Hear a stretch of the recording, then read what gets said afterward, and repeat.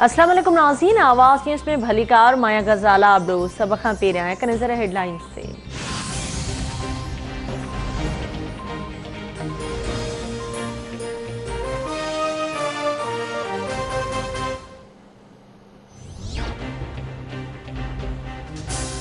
वज़ीर आज़म इमरान खान जी सदारत हेठि इजलास हुदैबिया पेपर मिल्स केस जी नए सिर जांच करण जो फ़ैसिलो।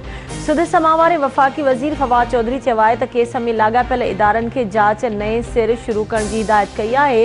हुदैबिया जो केस शरीफ़ ख़ानदान जी करप्शन जो सभ खां अहम केस आहे। Army chief general Qamar Javed Bajwa जी अफगानिस्तान यात्रा। अफगान सदर अशरफ गनी से मुलाकात। बरतानवी chief of defence general Nicholas Patrick मौजूद। DGISI जनरल फैज़ हमीद पिण मौजूद। मुलाकात में गडियल दिलचस्पी के मामलन अफगान अमुन और बॉर्डर मैनेजमेंट ते ॻाल्हियूं। आर्मी चीफ जो चवण है पाकिस्तान पुरअमन अफगानिस्तान जो हामी है। अफगानिस्तान जो मसइलो संदन ख्वाहिश मूजिब हल थियण घुर्जे।